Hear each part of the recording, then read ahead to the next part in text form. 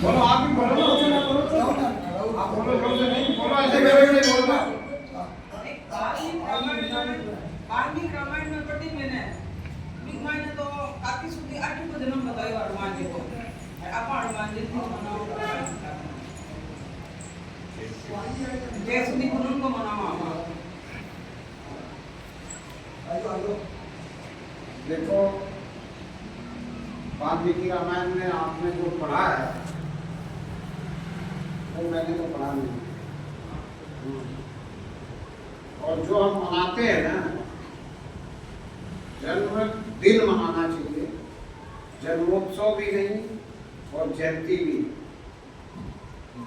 हनुमान जी प्रत्यक्ष है धरती पे ये हम मानते हैं ये हमें बताया गया है और इस बात का हमें पक्का लोग सबूत भी देते हैं हनुमान जी हैं चिरंजीवी है।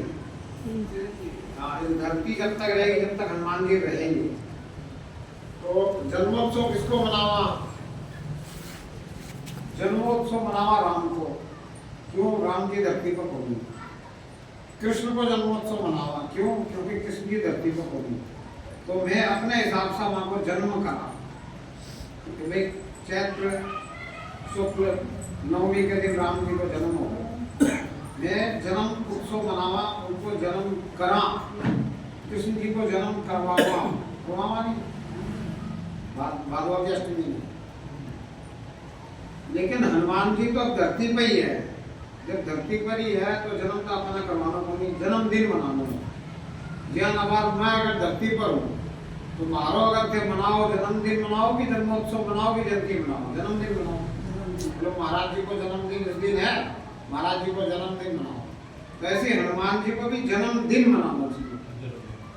अब जन्मदिन मनाने को तरीकों के होना चाहिए वो अपना सोचेंगे आप हनुमान जी को जन्मदिन मनावा तो हनुमान जी क्या चाहे वो तो माना करना चाहिए उस दिन और दिन करा ना करा उस दिन तो करना चाहिए। हनुमान जी जिया गया बिया अपना रहना भी चाहिए एक दिन तो रहना आपा हनुमान जी जो खाया करता वही खाना चाहिए खाना चाहिए कि नहीं खाना चाहिए। तो हनुमान जी के लिए अपना व्रत करना चाहिए। हनुमान जी से फल मूल खाया करता तो फल मूल खाना चाहिए। हनुमान जी चाय को नहीं पिया करता तो उस दिन एक दिन तो चाय नहीं पीनी चाहिए भाई ऐसी आदत कोई भी अगर आपने खाना है अगर जो छूटने वाली कोनी छूटे पड़ी उससे दुख हो तो उसमें छोड़ो एक दिन छोड़ोगा शरीर में दुख होगा तो ध्यान में रहेगा वो कि भाई हनुमान जी का निम्मत यो छोड़े है और फिर छोड़ कर देखो कि वो रही जाए कि नहीं रही जाए कितनी दिक्कत हो गए दिक्कत हो ही कोई अगर पूरी तरह से मन से संकल्प करके छोड़ दो कि नहीं आज तो पीनी को नहीं दिक्कत हो पहले अपने परिवार में रविवार में नमक को नहीं खाया करता रविवार को नमक बंद हो गया आपने सारे ही मायश्री लगभग रविवार में नमक खाया होगा क्यों हो यार कोई दिक्कत कोई परेशानी कुछ नहीं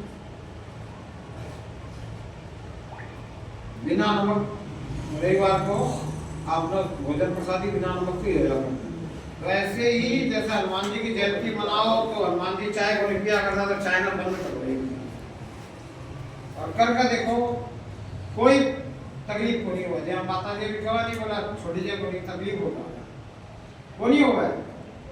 ये अपने एक बहन बैठे हुए हैं जहाँ पर कृपा राम की हो जाओ उसमें फिर कोई तकलीफ नहीं। अब हनुमान जी से थे जुड़ो और हनुमान जी के कारण कुछ करो तो राम की कृपा नहीं होगा धर्म पर या वही कुछ तो हनुमान जयंती मनाने को मतलब है कि हनुमान जी ने के पसंद हो के खाया करता हनुमान जी को फल कंदमूल तो फल मूल और कंदमूल खाना चाहिए। आप हनुमान जी का चूरमा को भोग लगाओ यार चूरमा को भोग लगाओ चूरमा आपा ना पसंद नहीं इसलिए हनुमान जी के चाहिए। पहले के टाइम में चूरमो बहुत मुश्किल ही मिला करता आजकल तो धन धान्य की कोई कमी को नहीं, और अपना मायसरिया में तो कोई कमी कभी रही को नहीं, मामना में रही को नहीं, पर इसका का कमी रही माना कि चूरमो मिल जाए, इसलिए ये भोग शुरू किया। किसने शुरू किया? ब्राह्मण। भाई सोच क्या थी कि हर आदमी जो है एक दिन पौष्टिक आहार तो ले रहे, थोड़ा बहुत घी तो खावे, इस बहाने थोड़ा बहुत गुड़ तो खावे, जिसने गुड़ घी नहीं मिले वो भी खावे एक दिन, इसलिए शुरुआत करी।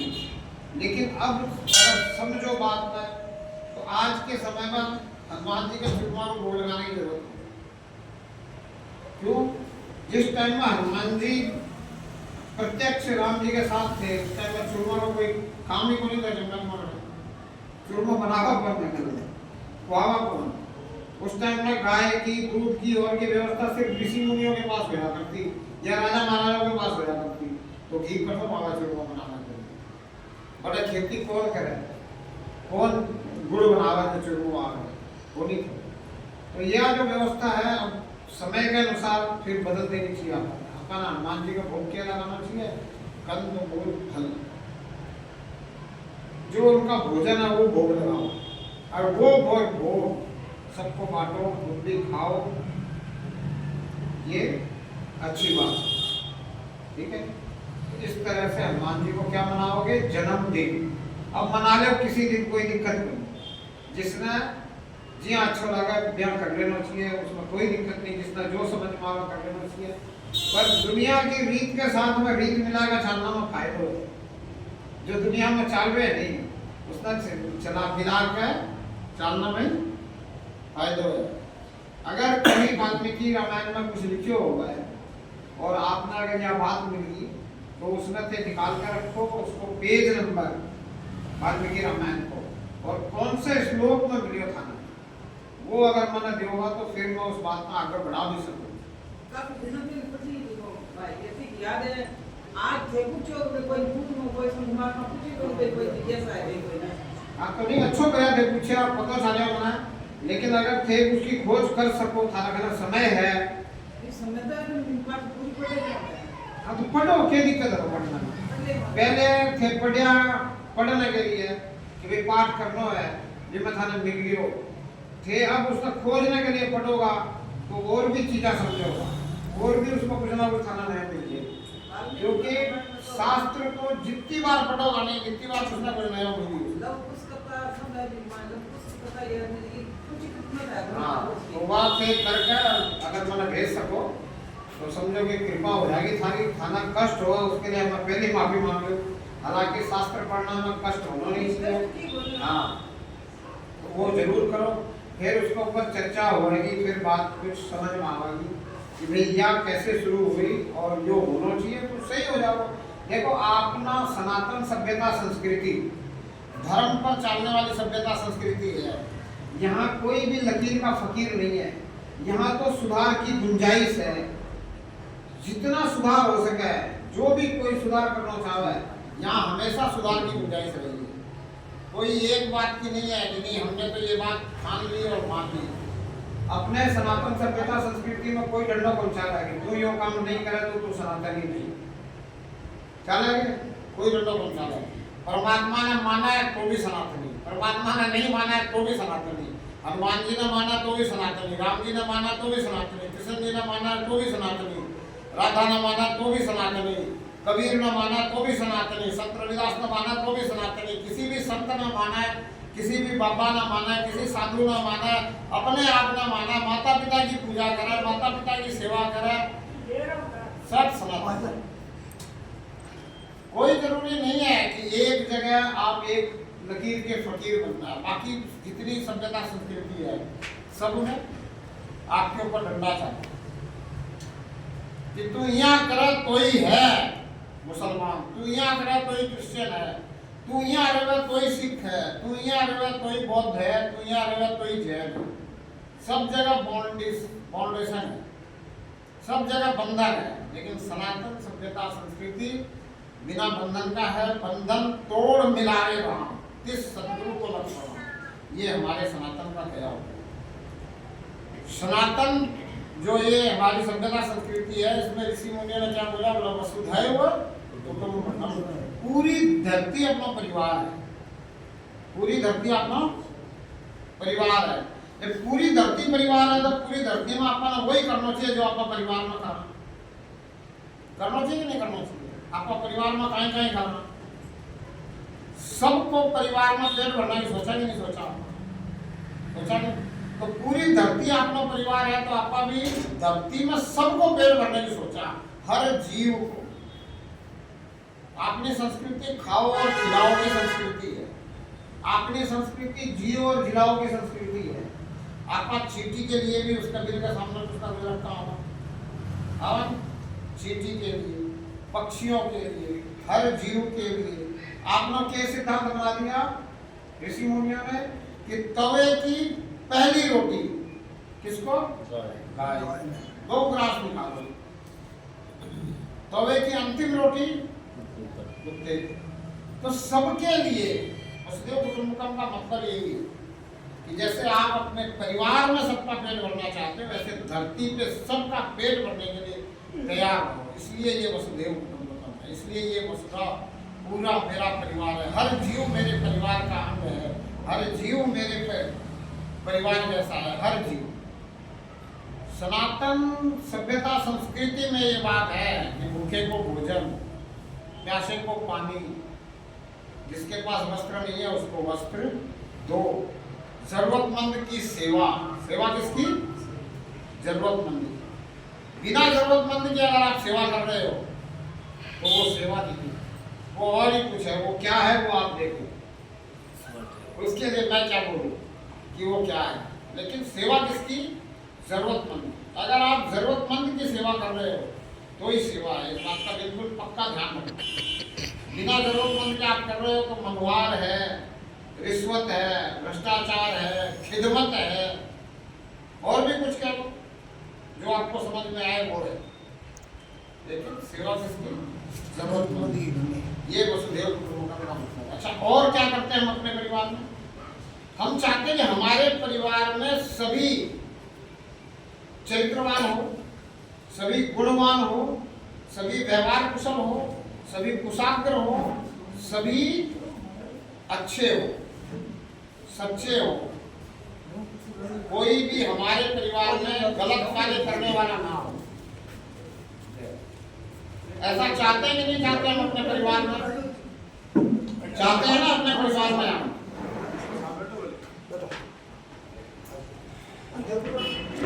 ध्यान इधर रखो। चलो, चाहते हैं कि नहीं चाहते अपने परिवार में?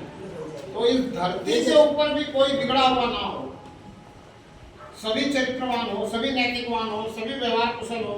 ऐसा चाहना चाहिए कि नहीं चाहना चाहिए? तो इसके लिए क्या करना चाहिए? क्या किया हमने आज तक? हमारे ऋषि मुनियों ने बहुत कुछ किया, तमाम शास्त्र लिखे। काम तो सिर्फ वेदों से भी चल सकता था ना, क्या जरूरत थी 18 पुराण, 108 उपनिषद, इतना सब कुछ लिखने की क्या जरूरत थी? सिर्फ इसलिए कि इस धरती पे लोगों को सुधारना है, लोग सुधरे हुए रहे, लोग बिगड़े नहीं, इसलिए इन्होंने इतना कुछ किया। हमने क्या किया इसके लिए? हम कुछ नहीं करते, तो हमें कुछ करना चाहिए। क्या करना चाहिए? जो भी अपना प्रेमी है, हर व्यक्ति किसी न किसी का प्रेमी तो होता ही है, किसी न किसी से आपकी दोस्ती है, किसी न किसी से आपकी मित्रता है कि नहीं है? है ना, सबकी है। और हम उससे बातें भी करते हैं, लेकिन और दूसरी तीसरी और बातें करते हैं।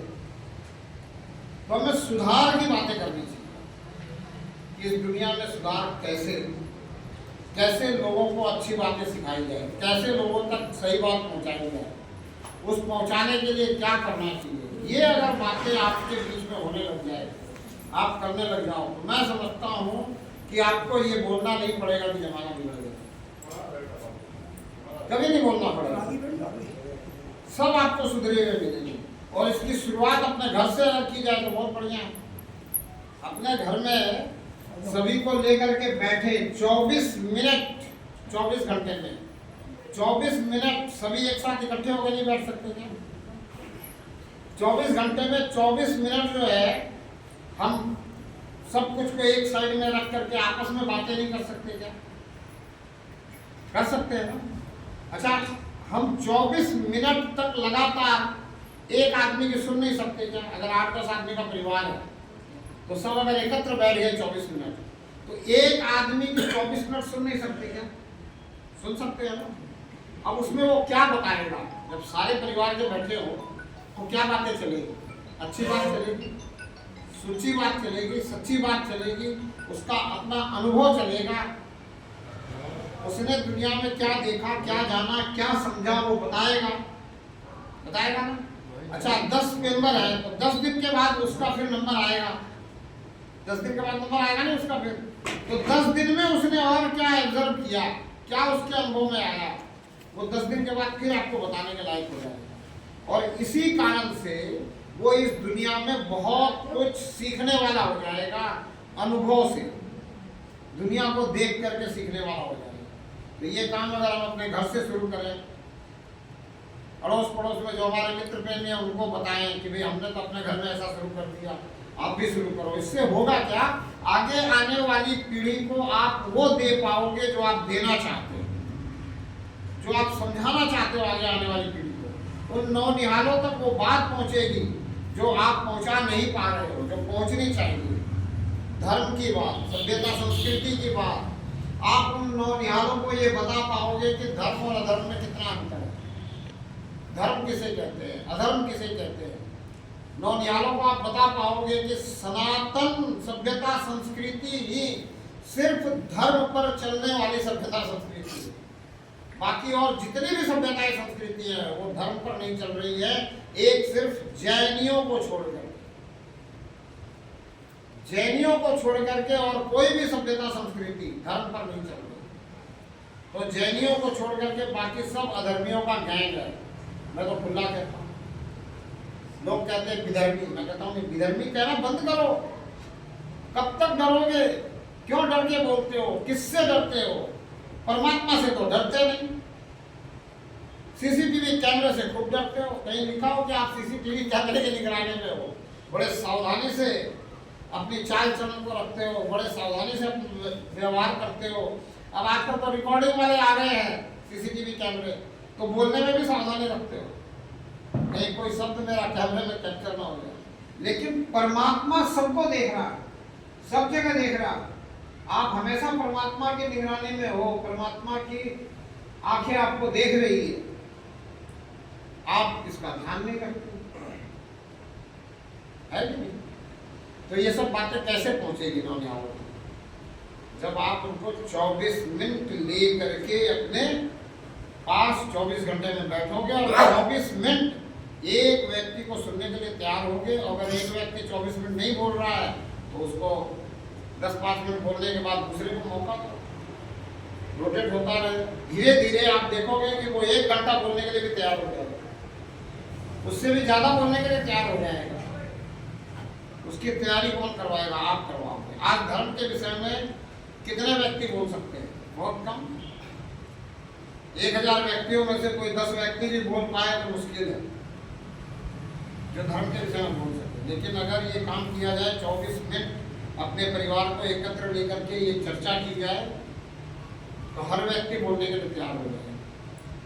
क्यों हमारे बच्चे धर्म की तरफ, धर्म छोड़कर के अधर्म की तरफ जा रहे हैं? मैं क्यों उनको अधर्मी कहता हूँ? क्योंकि धर्म का मूल जो है वो दया है, और आपको पता है उनके अंदर दया तो है नहीं। तो जिसके अंदर दया नहीं है वो धर्म के रास्ते पे नहीं चल रहा है, वो धार्मिक नहीं है, तो वो अधार्मिक है। और अगर पूरी एक व्यवस्था वो दया नहीं कर रही है तो इसका मतलब क्या है कि वो अधर्मियों का गैंग ही है। लोग मुझे कहते हैं, बोला महाराज आप सीधा गैंग शब्द कहते हो। मैंने पूछा आप बता दो कौन सा ऐसा शब्द है जो मैं उनके लिए कह दूं। संगठन शब्द ठीक नहीं है अधर्मियों के लिए। हमने कब कहा है कि डाकुओं के संगठन होते हैं? डाकुओं के गैंग होते हैं। हमने कब कहा कि चोरों के संगठन होते हैं? चोरों के गैंग होते हैं। हमने कब कहा कि पॉकेटमारों के संगठन होते हैं? पॉकेटमारों के गैंग होते हैं। हो सकता है कि पॉकेटमार के अंदर भी दया हो, डाकुओं के अंदर भी दया हो, चोरों के अंदर भी दया हो, लेकिन ये जो निर्दयी है, अब इनको हम गैंग नहीं कहते और क्या कहें, कुछ कहना इसके अलावा मुझे कोई शब्द कहना अच्छा लगता ही नहीं।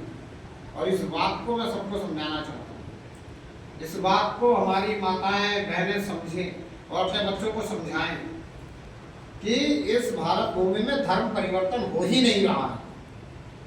अगर कोई सनातन सभ्यता, संस्कृति, सनातन धर्म को छोड़ करके किसी और तरफ जा रहा है तो वो अधर्मियों की तरफ जा रहा है, अधर्म में जा रहा है, धर्म से हट करके अधर्म को अपना रहा है। धर्म परिवर्तन नहीं हो रहा। सही कह रहा हूं मैं? गलत तो नहीं कर रहा हूं। किसी को अगर कुछ गलत इसमें लगता हो, कुछ पूछना हो, कुछ संशय हो, कोई शंका हो तो पूछ सकते हैं।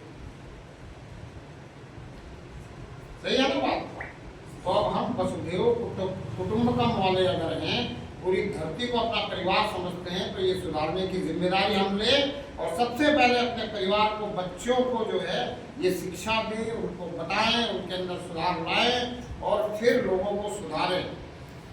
ये जितने अधर्मियों के गैंग में शामिल हुए हैं, ये कहीं बाहर के नहीं है, आपके और हमारे ही पूर्वजों के सब संतानें है कि हमारे पूर्वज तो थे, उन्हीं के ये भाई बंधु की संतानें हैं। तो इनको हम समझा सकते हैं, लेकिन हम प्रयास नहीं कर रहे। हम सोचते जो कुछ करें वो राजतंत्र, शासन प्रशासन करें। और आप कितना भी कुछ कर लो, शासन प्रशासन पूरी तरह से किसी को नहीं सुधार सकता। सुधार सकता है क्या? शासन प्रशासन में सुधरे हुए लोग है ही नहीं, तो क्या सुधारेंगे दूसरे? आपको सुधारना पड़ेगा, आपको समझाना पड़ेगा, आपको इस धरती को स्वर्ग बनाने के लिए तैयार होना पड़ेगा। और जहां तक आप धरती को स्वर्ग बनाने के लिए तैयार होते हो, मैं कहता हूं आप अपने गांव को स्वर्ग बनाने के लिए तैयार हो जाओ। शुरुआत सुधार की कहां से होती है? तो संत कहते हैं कि शुरुआत सबसे पहले स्वयं से होती है, स्वयं के बाद परिवार से होती है, परिवार के बाद फिर समाज से होती है, समाज के बाद फिर गांव से होती है, गांव के बाद फिर अगर बात आगे बढ़े तो बढ़ते बढ़ते राष्ट्रवाद तक जाती है, विश्ववाद तक जाती है। फिर आप राष्ट्र का सुधार कर सकते हैं। अब स्वयं के अंदर सुधार, स्वयं खुद समझना, खुद को देखना कि मैं वाकई में धर्म पे चल रहा हूं कि नहीं, मैं धार्मिक हूं कि नहीं, मैं कितने धर्म पे चल रहा हूं। क्योंकि धर्म पर चलने के लिए एक ही गुण तो है नहीं, सिर्फ दया। अनेकों गुण हैं जिनको धारण करना पड़ेगा।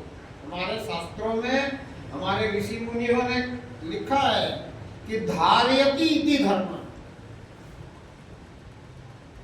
जो कुछ हम गुणों को धारण करते हैं ना, ये धर्म है। धर्म क्या है? धर्म को धारण करना होता है। कौन धारण करेगा? मुझे धारण करना होगा, आपको धारण करना होगा धर्म को। और मैं और आप धर्म धारण करें, इसका मतलब है कि धार्मिक गुणों को धारण करें। अब धार्मिक गुणों में एक तो दया हो गई जो आपके अंदर फूट फूट कर भरी हुई है, करुणा हो गई जो आपके अंदर फूट फूट कर भरी हुई है। आप करुणा बस क्या करते हो? आपको जहां से कहीं से भी थोड़ा सा लाभ मिलता है, आप किसी को देखते हो दुखी, तो आप उसको वहां पहुंचा देते हो कि नहीं, तो लाभान्वित हो जाओ।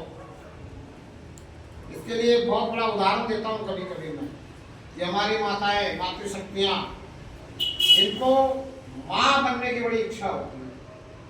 और अगर कोई माता, कोई मातृशक्ति कुछ समय तक माँ नहीं बन पाई तो चिंतित हो जाती है, दुखी होती है।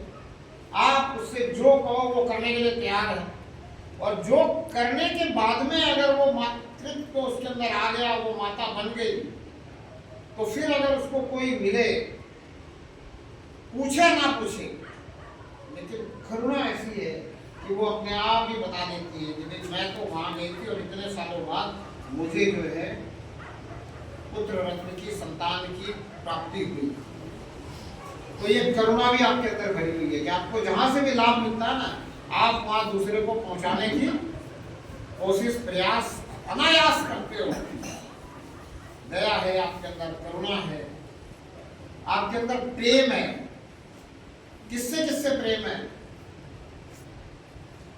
किससे किससे प्रेम है आपका? कोई बोलो, किससे किससे प्रेम है बताओ? माँ बाप है, धर्मपत्नी है, बच्चे हैं, परिवार है। माँ बाप है, परिवार है, राष्ट्र है, इन सब से प्रेम है। यानी संसार से पूरा पूरा प्रेम है। किसी ने भी नहीं कहा कि परमात्मा से प्रेम है। किसी ने भी नहीं कहा ना कि परमात्मा से प्रेम है। सबको ये पता है कि मुझे किससे किससे प्रेम है। परमात्मा से प्रेम किसी को नहीं है, ये पक्की बात आज मान लो। एकदम मेरी बात पक्की मान लो, ठान लो कि परमात्मा से प्रेम नहीं है। नहीं तो मैं अगर पूछता कि किससे प्रेम है तो आप कहते भाई राम जी से प्रेम है, हनुमान जी से प्रेम है, कृष्ण जी से प्रेम है, परमात्मा से प्रेम है, प्रभु से प्रेम है, परमेश्वर से प्रेम है, मुझे मालिक से प्रेम है, कुछ तो कहते हैं, लेकिन नहीं है। परमात्मा से प्रेम किसी को नहीं। आप प्रभात फेरी कर रहे हैं, बड़ी अच्छी बात है, सब कुछ कर रहे हैं, आप रोज मंदिर आ रहे हैं, आप बहुत सारे व्रत उपवास कर रहे हैं, आप हनुमान जी का जन्मदिन मना रहे हैं, राम जी का जन्मोत्सव मना रहे हैं, कृष्ण जन्मोत्सव मना रहे हैं, आप दुर्गा जी के लिए नवरात्रि के व्रत रख रहे हैं, बहुत कुछ कर रहे हैं, पर प्रेम परमात्मा से नहीं है। ये मैं पूरे विश्वास के साथ कहता हूँ और मैं पूरी दुनिया के लिए कहता हूँ कि दुनिया के अंदर 1% लोगों को भी परमात्मा से प्रेम नहीं है। प्रेम तो है, नहीं है जी, क्षणिक तो है, कुछ समय के लिए तो है। नहीं है। अब मैं साबित करता हूँ, आप भी कहोगे बोले महाराज ने क्या नई बात बता दी। क्या होता है कि हमें संसार से प्रेम है और संसार में जब हमारा स्वाभिमान डोलता है, संसार में जब हमें अपने कदर पे आंच आती दिखाई देती है और हमें कोई रास्ता दिखाई नहीं देता, तो हम परमात्मा से जुड़ते हैं। इसी को कृष्ण ने गीता में कहा कि 4 प्रकार के भक्त हैं। पहला भक्त कौन? तो बोला पहला भक्त वो है जब संसार में दिक्कत आई, संसार में कोई परेशानी आई, संसार में दुख दिखाई दिया तो मेरे पास आता है, पूरे भाव से प्रार्थना करता है, तल्लीनता से प्रार्थना करता है, मेरे प्रति पूर्ण समर्पित हो जाता है और मुझे जो है इतना भावुक बना देता है, मुझे लूट लेता है और मैं उसका दुख निवारण कर देता हूँ। और बस उसका दुख निवारण हुआ, उसे सुख मिलना शुरू हुआ, वो सुख में खोया। अब बताओ परमात्मा से प्रेम तो उसको है नहीं। अब दूसरा प्रकार का भक्त, वो रोज मंदिर आता है, रोज धूप बत्ती ज्योत बत्ती करता है, परमात्मा के लिए करता है, मंदिर में जो विग्रह है उसको परमात्मा मानकर करता है, सब कुछ करता है। पर करता किस लिए? इसलिए नहीं करता कि इसे परमात्मा चाहिए, इसलिए करता है संसार में सुख शांति चाहिए। तो प्रेम किससे है? संसार से। संसार से प्रेम के कारण परमात्मा की भोग पूजा होती है, ठीक है। संसार से प्रेम के कारण परमात्मा से भोग पूजा होती है। तो प्रेम संसार से, प्रेम परमात्मा से नहीं होता। वो भय के कारण पूज रहा है परमात्मा को या लालच के कारण परमात्मा को पूज रहा है। उसको भय है कि मैंने दुकान खोली, दुकान खोलने के बाद अगर ज्योत बत्ती नहीं करी भगवान की, परमात्मा की, मूर्तियों की, इस विग्रह की, तो हो सकता है कि दिन भर है ना। तो प्रेम किससे है? संसार से। तो दूसरे प्रकार का जो भक्त है वो खूब परमात्मा परमात्मा करता है, परमात्मा से जुड़ा रहता है, खूब भजन में जाता है, कीर्तन में जाता है, संतों के प्रवचन में जाता है, खूब सुनता है, खूब समझने की कोशिश करता है, लेकिन वो सुनने और समझने की सिर्फ इतनी सी कोशिश करता है कि मेरे संसार के दुख कैसे मिटेंगे ये कोई मुझे बता दे, परमानेंट मेरे दुखों का इलाज हो जाए, मुझे कुछ करना सिखा दे तो वो मैं करूं। अब संत क्या करे बेचारे? संत कहते हैं चल तू इसी भाव से जुड़ा है, जुड़ा तो कम से कम जुड़ा तो रहेगा। जैसे शंकराचार्य जी क्या करते हैं?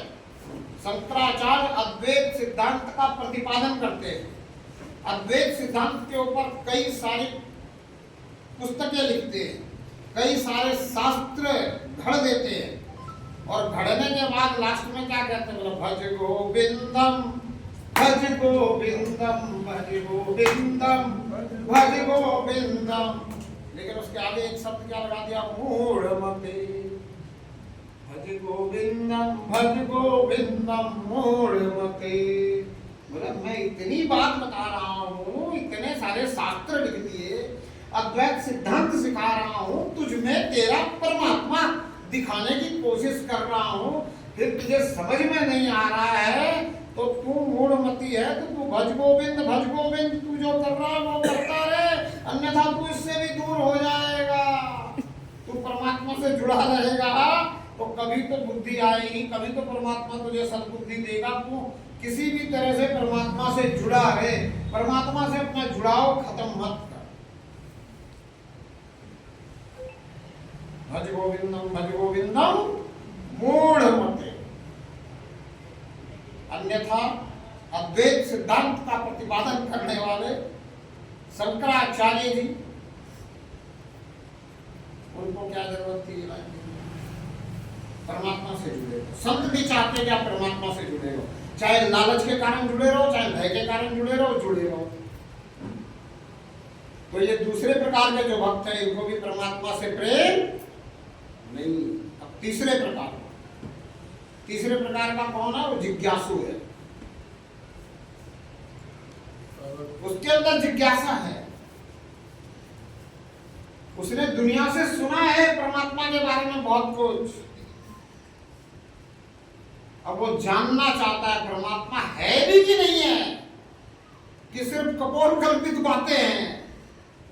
सब कुछ दुनिया में कभी ऐसे ही हो रहा हो। बहुत से लोग ऐसे मिलते हैं, बोला महाराज जी बस परमात्मा के नाम पे ये सारी दुनिया में जो है ठगी का ही कारोबार चल रहा, मगर पक्का चल रहा, इसमें कोई दो राय नहीं है, बिल्कुल ठगी का कारोबार चल रहा। लेकिन इस ठगी के कारोबार में तुम शामिल नहीं हो, इसका मुझे गर्व है। मैं कहता हूँ तेरे जैसा व्यक्ति जब मुझे मिल जाता है जो इस ठगी के कारोबार में शामिल नहीं है, मैं अपने आप को गर्वित महसूस करता हूँ कि इस भारत के अंदर भी एक व्यक्ति ऐसा है जो जानता है कि दुनिया में परमात्मा के नाम पर चारों तरफ ठगी का ही कारोबार चल रहा है, वो ठगा नहीं जा रहा। लेकिन इसका मतलब ये नहीं है कि परमात्मा नहीं है, इसका मतलब ये नहीं है कि दुनिया में सब कुछ अपने आप हो रहा है, दुनिया अपने आप बनी है। दुनिया अपने आप नहीं बनी है, बनाने वाला कोई है। अगर नहीं होता तो इतनी व्यवस्थित चीजें अपने आप नहीं बनती है। अपने आप जंगल उग सकते हैं, अपने आप बगीचे नहीं लगते क्या बगीचे अपने आप जंगल हो सकता है, जंगल उग सकता है अपने आप, बगीचे अपने आप नहीं लगते। बगीचा अगर है तो कोई लगाने वाला है। और इतनी सुंदर ये प्रकृति, इतना सुंदर ब्रह्मांड, एक एक चीज करीने से सजाई गई है। इतना बढ़िया ये बगीचा, ये फुलवाड़ी, इसको लगाने वाला कोई नहीं है। और जो ये कोई है, जो क्रिएटर है, इसको हम परमात्मा कहते हैं, इसको हम परमेश्वर कहते हैं, इसको हम परम ब्रह्म कहते हैं। और ये है, और इसको किसी चीज की जरूरत नहीं है क्या किसी चीज की जरूरत नहीं है। लेकिन आप देते हो लालच में या डर में, दो ही में तो देते हो। तीसरा कोई कारण हो तो बता दो। या तो लालच में दे रहे हो या डर में दे रहे हो, तीसरा कोई कारण तो है नहीं है ना। तो मैं आपसे अगर आज निवेदन करूं कि आप परमात्मा को देना बंद करो लालच में और डर में, क्योंकि परमात्मा रिश्वतखोर तो है नहीं, भ्रष्टाचारी है नहीं, परमात्मा को कुछ चाहिए नहीं, परमात्मा देने वाला है, लेने वाला है नहीं। तो आप परमात्मा को देना बंद करो। कर दोगे क्या? क्यों कोनी करी जाए? यही तो मैं पूछना चाहूं, करीजे क्यों कोनी? जिसको कुछ नहीं चाहिए उसको आप दे रहे हो, और वो रिश्वतखोर नहीं है, वो ले ही नहीं रहा, आप दे भी रहे हो। लिया क्या परमात्मा ने आज तक? किसी से अगर परमात्मा ने ले लिया हो तो मुझे बताओ कि हाँ इससे ले लिया। प्रत्यक्ष की बात, किसी से परमात्मा कुछ लेता नहीं है।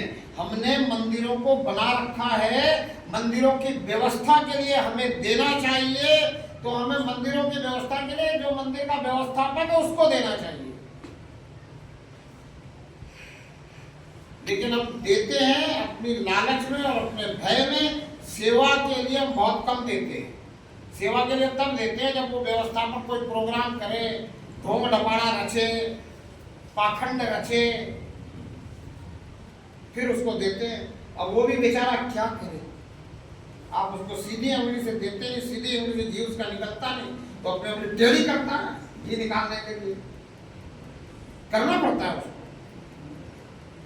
और आप अगर स्वयं देने लग जाओ व्यवस्था के लिए, उसकी घर की व्यवस्था के लिए, उसके बच्चों की व्यवस्था के लिए, उस संस्थान की व्यवस्था के लिए, संस्था की व्यवस्था के लिए, उस मंदिर की व्यवस्था के लिए, क्योंकि मंदिर प्रथम सीढ़ी है और प्रथम सीढ़ी अगर सही नहीं रहेगी तो बाकी सीढ़ियां कहाँ लगेगी? नहीं लगेगी ना। तो मंदिर प्रथम सीढ़ी है। तो मैं कहता हूं जो मंदिर का पुजारी है ना, जो मंदिर का व्यवस्थापक है, उसको दो। और मंदिर का पुजारी आपका ऐसा हो जो पूर्ण सात्विक हो, चरित्रवान हो, शीलवान हो, व्यवहारवान हो। और जब आप उनको दोगे तो आपको पुजारी ढूंढने की जरूरत नहीं पड़ेगी, पुजारियों की लाइन लगी रहेगी, एक के बाद दूसरा आपको मिल जाएगा। इस बच्चे से मेरी बात हो रही थी, ये कह रहा था मुझे पुजारी ही बनना है। मैंने कहा पुजारी क्यों बनना है? बोले नहीं, परमात्मा से भक्ति करनी है, परमात्मा की भक्ति करनी है। मैंने कहा परमात्मा की भक्ति तो कुछ और करके भी कर सकता है। फिर मैंने इसका एक वीडियो देखा और एक दो वीडियो दिखाया, बड़ा अच्छा भजन का आता है, बहुत अच्छी इसकी प्रतिभा है। मैंने कहा तो अपनी प्रतिभा को, अपने टैलेंट को, जो ये गॉड गिफ्टेड है, इसको आगे बढ़ाए। तो संगीत सीख, गायन की कला सीख, गायन कर, पुजारी तू मत बन। तो ये जो इसके अंदर बात आई कि मैं पुजारी बनूंगा, लेकिन भक्ति के कारण बनूंगा। अब वो हर व्यक्ति जो पुजारी है वो चाहता है कि मेरा बेटा कुछ और कर ले, पुजारी ना बने। ऐसा है कि नहीं है? बताओ, पुजारियों की कमी हो रही है कि नहीं हो रही है? क्यों हो रही है? क्योंकि हम पुजारियों को वो नहीं दे पा रहे जो देना चाहिए। हमें पुजारियों को अगर इतना दे दें जिस प्रकार से हम संपन्नता में है, उस प्रकार से वो भी संपन्नता में रहे, तो वो पुजारी बनेगा कि नहीं? उसका लड़का वो चाहेगा कि नहीं कि मेरा भी बेटा पुजारी बने? वो उसको पुजारी बनाने की तरफ अग्रसर होगा कि नहीं होगा? होगा। तो इसलिए मैं कहता हूँ, मैं जब परमात्मा को देना बंद करो, जिस संस्थान को जरूरत है उस संस्थान को सेवा के रूप में दो, और वहां संस्थान में पाखंड और ढोंग करके न लेना पड़े, इस बात का ध्यान रखो। और परमात्मा को देना बिल्कुल बंद कर दो। परमात्मा को क्या चाहिए? परमात्मा किसी चीज का भूखा नहीं है। कुछ लोग कहते हैं कि परमात्मा भाव का भूखा है। क्या कहते हैं? भाव का भूखा है। अरे परमात्मा भाव का भी भूखा नहीं है। जो भूखा है वो परमात्मा ही नहीं है। परमात्मा सिर्फ आपके भाव देखता है।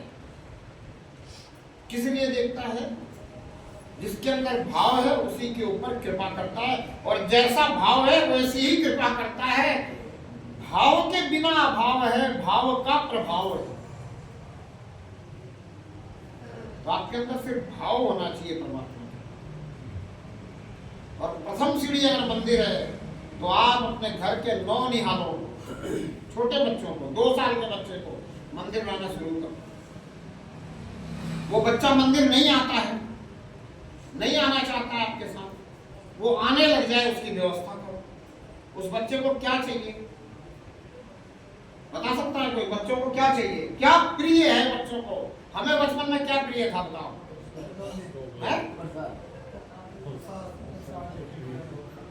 क्या प्रिय था हमें? मंदिर में हम अगर जाते थे तो देखते थे कि कब पेड़ा मिले, कब प्रसाद मिले, कोई टॉफी मिले, कोई चीज मिले। उसकी व्यवस्था करो कि आपके घर के बच्चे दौड़ दौड़ करके बार बार मंदिर में आए, दिन में 10 बार मंदिर में आए उस प्रसाद को लेने के लिए। जितनी बार आएंगे उतनी बार उनके दिमाग में क्लिक होगा परमात्मा। जब जब वो प्रसाद के लिए आएंगे तब तक उनको लगेगा कि मंदिर है, मंदिर में परमात्मा है। फिर वो परमात्मा के विषय में कुछ सुनेंगे, कुछ समझेंगे। आप व्यवस्थाएं बनाओ जो मैंने बताई, कि 24 मिनट आप घर में बैठो सबको साथ लेकर, उसमें बात करो परमात्मा की, तो फिर उनके रंगत चढ़ेगी, वो धर्म समझेंगे, अधर्म समझेंगे, उनका व्यवहार बदलेगा, उनका चरित्र बदलेगा, नैतिकता बदलेगी, उनका पहरावा भी बदलेगा, जीने का ढंग बदल जाएगा, आपके प्रति जो भाव है वो भी बदल जाएगा। लेकिन आप पहली सीढ़ी पे उसको लाने का प्रयास करो, फिर दूसरी सीढ़ी पे आप खुद चढ़ो। आपको एक बात पता चल गई कि परमात्मा आपके अंदर है, तो आपको मंदिर आने की जरूरत नहीं होनी चाहिए। आपको अगर विश्वास हो गया, आपके अनुभव में बात आ गई कि परमात्मा मेरी अंदर ही अंदर सुनता है, तो अब आपको मंदिर आने की जरूरत नहीं होनी चाहिए, कि होनी चाहिए, लेकिन आपको मंदिर आना चाहिए।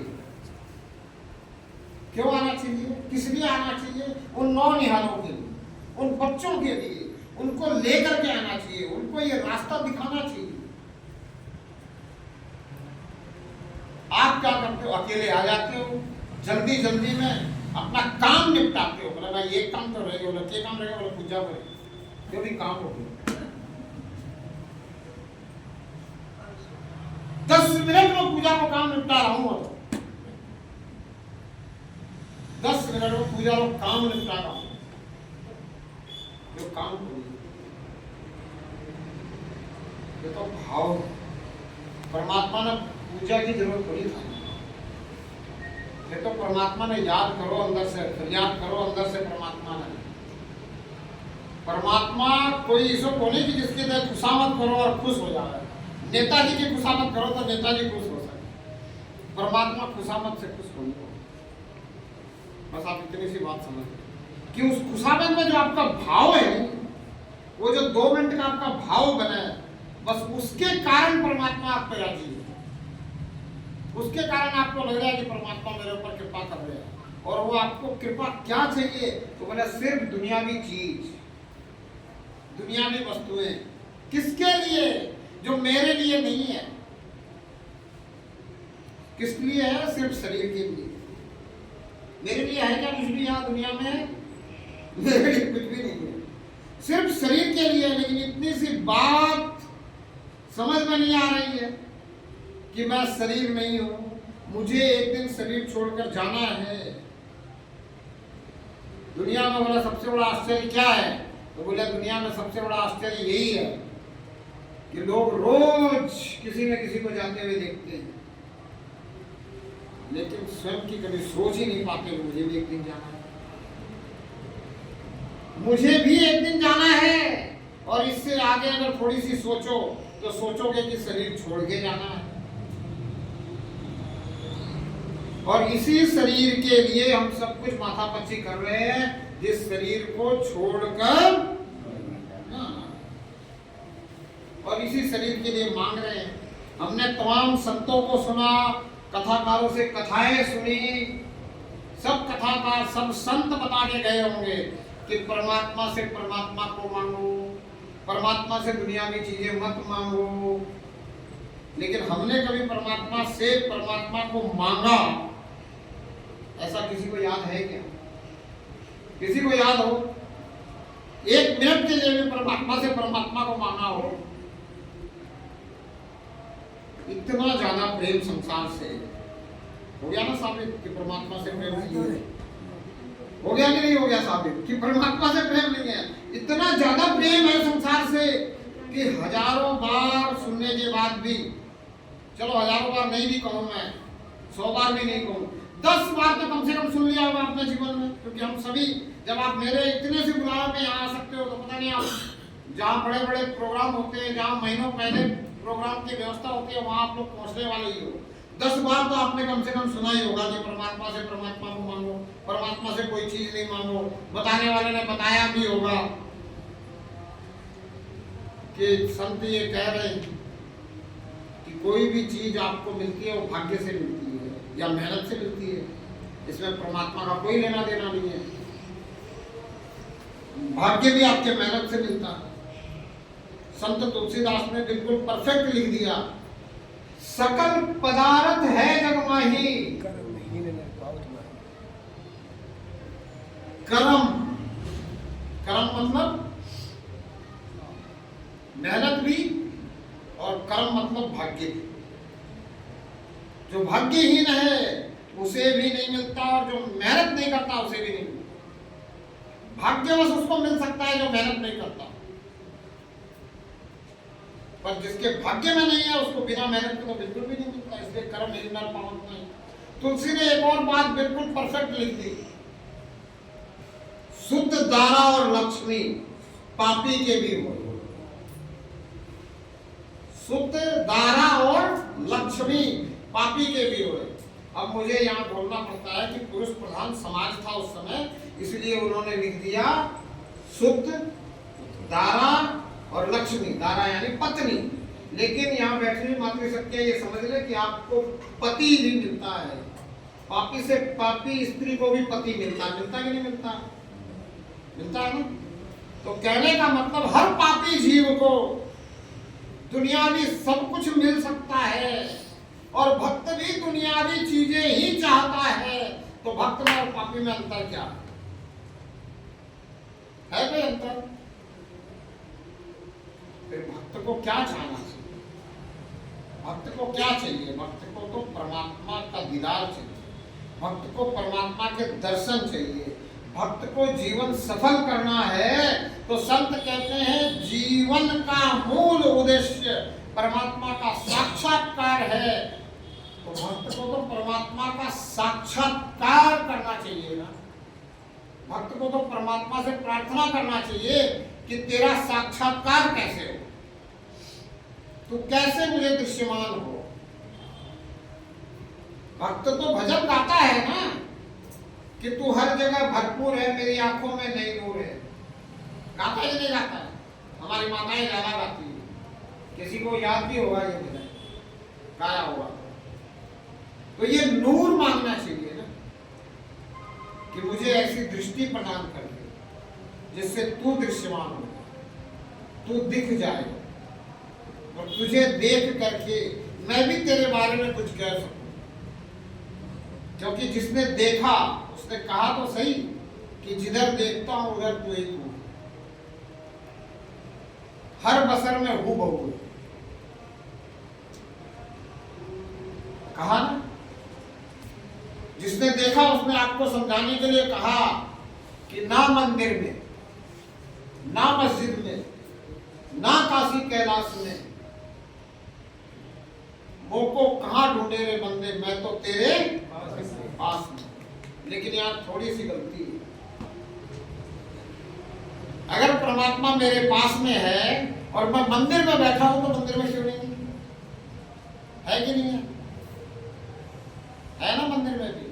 तो कहना चाहिए था, इसलिए मैंने बदल दिया इसको।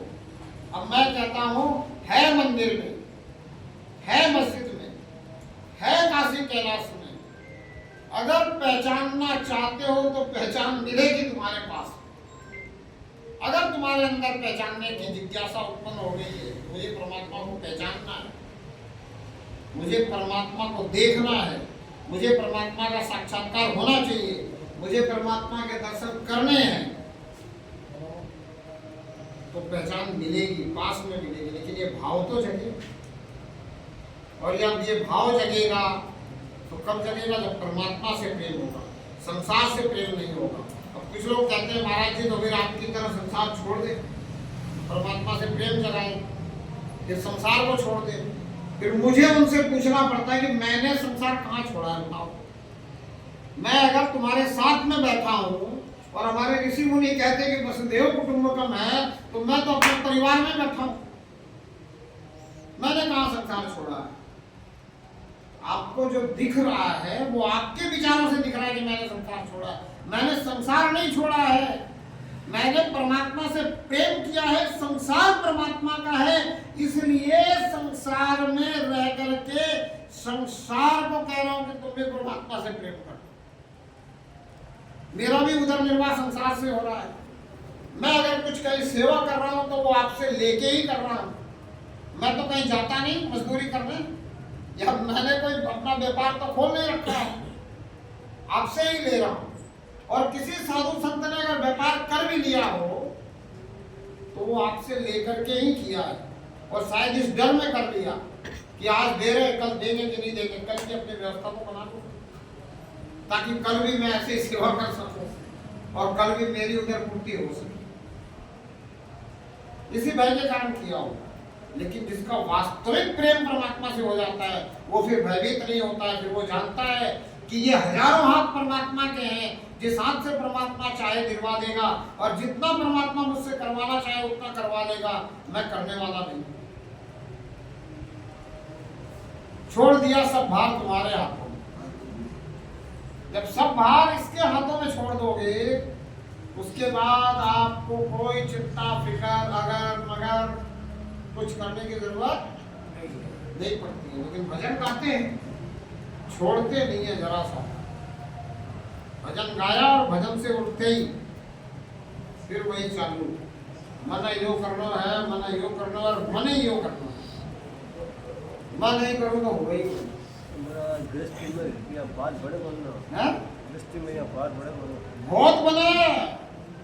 जो कदर कदर सिर्फ कदर न छोड़ दो, सिर्फ स्वाभिमान न छोड़ दो, यह बात बन जाए। सिर्फ कदर के चक्कर में यह बात नहीं बन रही। कबीर ने छोड़ दिया कदर को, बात बन गई। आप कदर के चक्कर में वो चीज इकट्ठे करने में लग रहे हैं जिसको ढीला गया हुआ है, ढीला है वो। ढेला ढेला के पीछे पड़े हुए सिर्फ कदर के चक्कर में। और उसी चक्कर में एक जो मैं बात बताने जा रहा था कि धर्म को धारण करना है, हम झूठ भी बोलते हैं, बोलते कि नहीं बोलते? तो अगर हम झूठ बोल रहे हैं और संतों ने कहा है कि धर्म न दूसर सत्य समाना, तो हम क्या कर रहे हैं? धर्म पे चल रहे हैं कि अधर्म के रास्ते पे जाने की तैयारी में ही? अधर्म पे गए नहीं है लेकिन धर्म पे चल नहीं रहे, अधर्म के रास्ते में जाने के लिए तैयारी पे है अगर हम झूठ बोल रहे हैं। अच्छा, झूठ बोल करके कोई धन कमा सकता है? झूठ बोल करके अगर कोई धन कमा सकता तो इस पूरी पृथ्वी पे कोई गरीब होता क्या? किसको झूठ बोलना नहीं आता? किसको नहीं आता झूठ बोलना? बताओ, कौन झूठ नहीं बोलता आज के टाइम में? झूठ बोलने से धन नहीं आता। धन अगर झूठ बोलने से आ रहा है तो इसका मतलब है कि वो आपके भाग्य में था इसलिए आ रहा है। पर हम अपने भाग्य पे विश्वास नहीं कर रहे हैं इसलिए झूठ बोल रहे हैं। आ रहा है भाग्य का, लेकिन झूठ बोल करके आ रहा है तो वो धन आपके भाग्य के कारण आपको मिला हुआ भी आपको दुख देके जाएगा। धन तो जाना है, जो आपके भाग्य से आएगा वो सुख देके जाएगा। धन अलमारी में रखने की चीज नहीं है, धन को बांध कर रखना भी नहीं चाहिए। धन आया है उसका सुख लो, सुखी हो, अच्छी व्यवस्था बनाओ सबके रहने के लिए, सबके शरीर को अच्छी व्यवस्था दो। अगर धन आ रहा है और नहीं आ रहा है तो जितना आ रहा है उसमें संतोष करो, संतोषम परम सुखम। लेकिन झूठ बोल करके आप सोचते हो कि मैंने कमा लिया है, तो मुझे तो ऐसा लगता नहीं है कि कमा सकते हो। झूठ बोलने के बाद भी अगर कुछ मिल रहा है तो वो भाग्यवश ही मिल रहा है, और सच्चाई ईमानदारी से कुछ मिल रहा है। हो सकता है वो भाग्य के बिना भी आपके कर्मों के अनुसार मिल रहा हो। कर्म का फल मिलता है ना, तो झूठ का फल कब अच्छा मिल रहा है? किसी ने अगर कहा है ना कि समय से पहले और भाग्य से ज्यादा कुछ नहीं मिलता, तो इसको आप अगर मानने वाले हो तो मान करके संतोषी हो जाओ और झूठ बोलना ना मानो। झूठ बोलना बंद करो, चालू करो, ये सब कुछ नहीं। झूठ बोलने की बात सोचो भी नहीं, सत्य बोलना चालू करो, सत्यवादी हो जाओ, सत्यनिष्ठ हो जाओ।